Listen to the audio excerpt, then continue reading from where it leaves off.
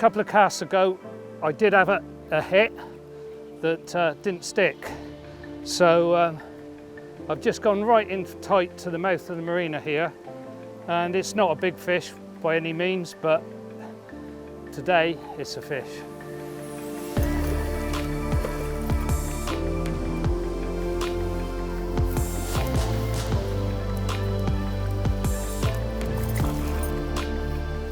Morning, join me today out with the Strike King cameras again. We're on the River Thames, looking at a few weir pools, a few features, fishing the main river. Bit of a mixed session, looking for perhaps pike and perch. The chub comes along great. It's more about of a bite session, trying some of the new Strike King hard baits and seeing what we can catch. Okay, I'm stood here with a weir pool behind me. We've got another weir pool within a couple of minutes walk. We're going to try that, see if we can find a fish or two. If that doesn't come off, then we'll head downstream on the main river and see if we can find a fish there.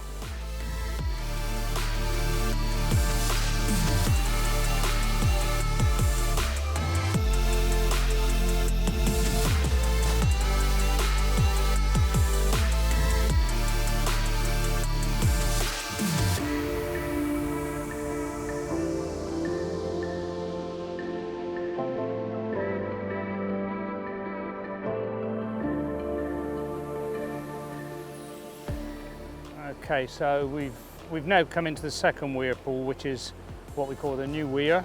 It's got automatic gates on it. In the summer months, this is chub fest down here. There's a shallow gravel bar below, but we get a fair number of pike in here during the winter months, and tight across that far side under the bushes. Where in the summer months, I'll be casting for a chub perhaps, but I'd say we're hoping for a pike or two. It's not been very productive. We've not seen a fish at the moment, so we're ringing the tranges. I've got a hack attack spinnerbait by Strike King on at the moment, which runs nice and clear, doesn't snag up. So we're giving that a go. It's got great action in the water. I don't know why it's not been smashed, to be quite honest, but there you go. Let's see what we can do.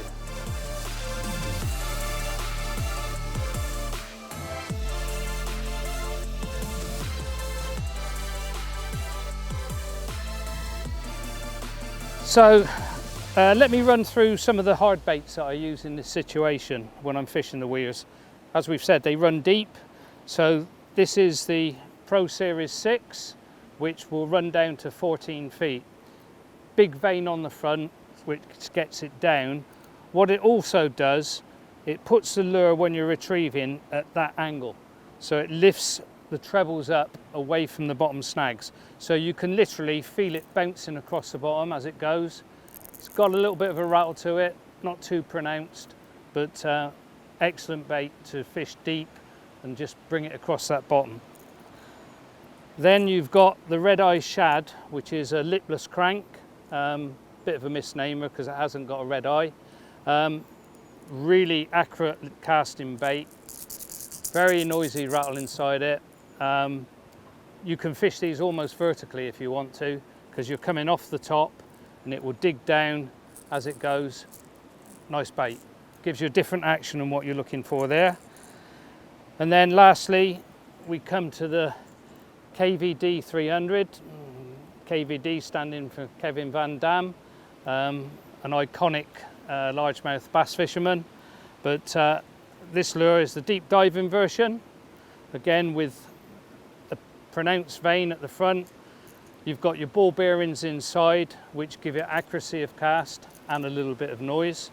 So you can fish this different ways. You can fish it on a straight retrieve, or you can fish it side to side with the rod tip to give it a really erratic action. So you've got two choices. You can fish it quite smooth, or if you want to try to create that reaction strike, you can bring your rod tip side to side and make it go side to side. Whilst we're using these in a deep running weir pool today, obviously their use is not restricted to that. I can see these coming into play in the deep reservoirs when you're fishing for pike and zander. Again, with the lipless, I can see that coming in. You can fish that, as I've already said, almost vertical. So very, very versatile baits. Not limited just to the river. You can use them wherever you want.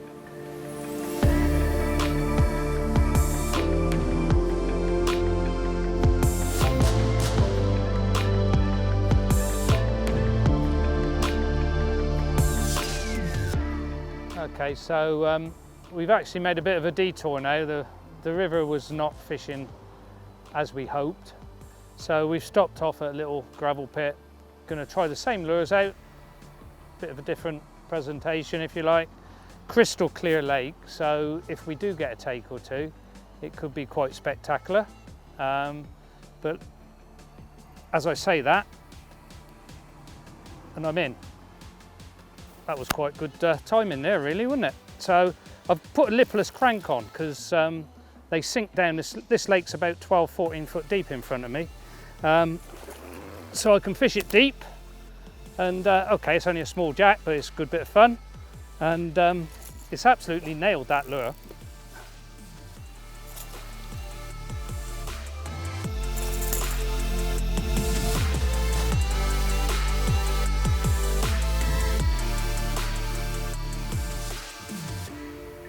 So as you see, as I was talking, we actually had a small jack take, and we've just released that. So it would perhaps seem as though it's the right move. The river was really dead. We weren't seeing much at all. We could catch a few small perch, but today was about trying to catch a pike. So we've moved on to here. We've had one. Let's hope we get a couple of bigger ones.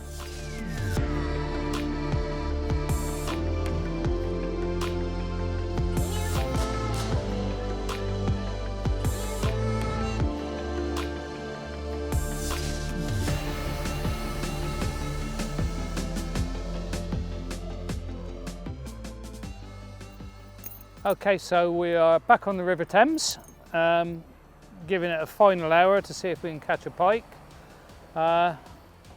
It's been a hard day. The river needs freshening up, but we're still keeping at it, and I'm still confident that we're going to get another one. So currently I'm casting around the bridge, around the buttress and the sides, and just trying to create a bit of noise, bit of interest, and see if I can find one. It's always useful, you know, fishing features, it's a must, especially on the river. You know, you fish your currents and you fish your eddies, but you also fish your features such as bridge sidings and moorings and such like, boats that have been there for a long time. So yeah, we're still going at it.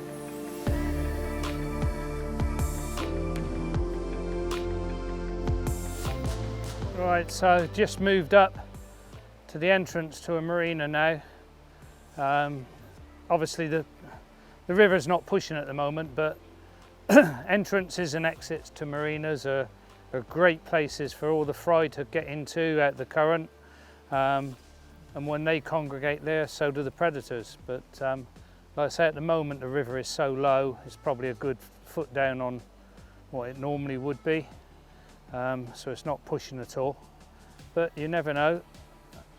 There's still no reason why it wouldn't hold a fish or two. So we're casting across right into the entrance, just letting it sink down a little bit and then moving it back across. Just trying to get some interest.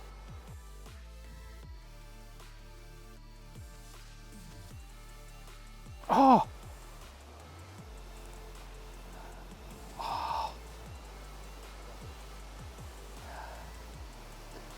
It didn't look up.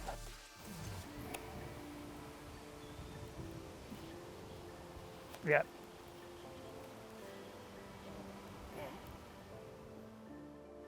Yeah, okay, well, we've come down to the exit for the marina and we've really been struggling. A couple of casts ago, I did have a hit, that didn't stick. So I've just gone right in tight to the mouth of the marina here, and it's not a big fish by any means, but today it's a fish.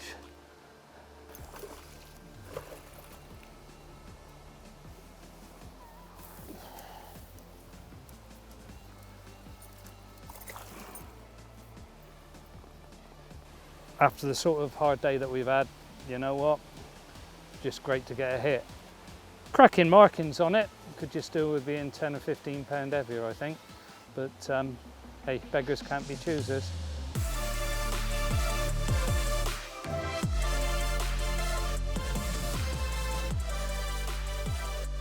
Well, we're in again, same swim. Again, it's only a very small fish, but I'm quite happy to take whatever I can get at the moment.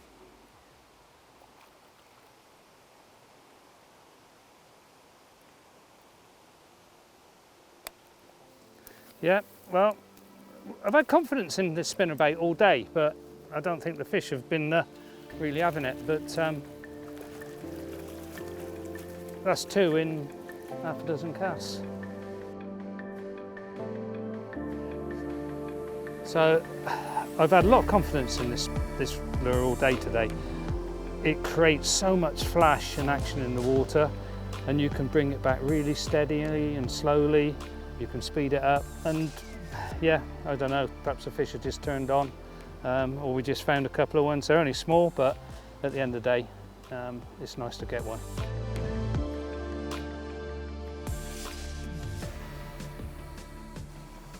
Oh! So, having had 2 in virtually 2, just bringing the lure back almost under my feet when it got smashed again. Unfortunately, this one didn't hook up. It rolled off, but I think Ben might have just got a shot of the ripple.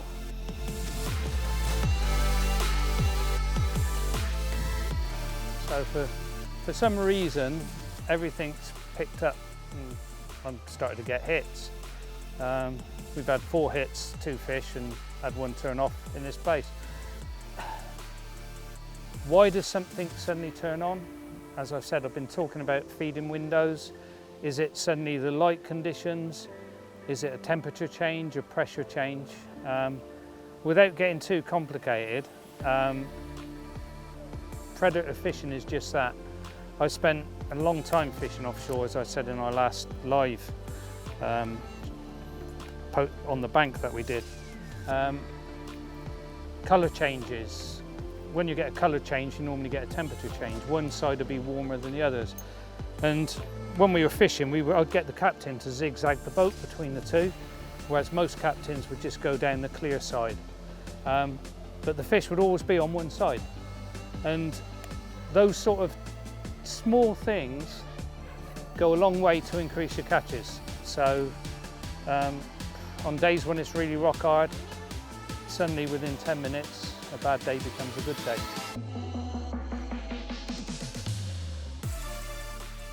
Yeah, so the retrieve with spinnerbaits is very much a smooth retrieve with perhaps an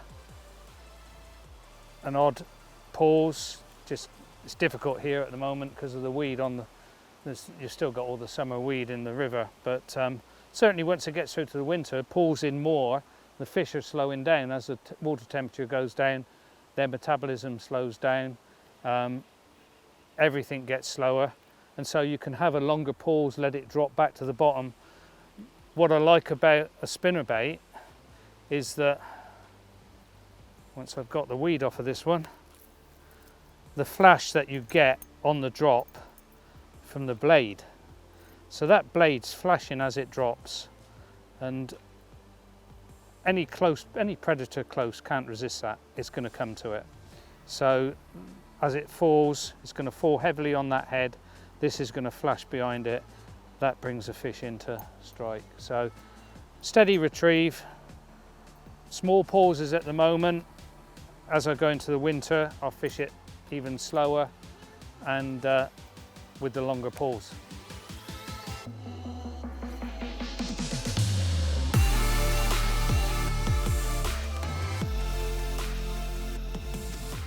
Okay, well, we're going to call it a day at that. It's not been an easy one, but then again, this time of the year, you get difficult days. But it's how you attack that, how you keep going, the approach. I think I've learned quite a lot today.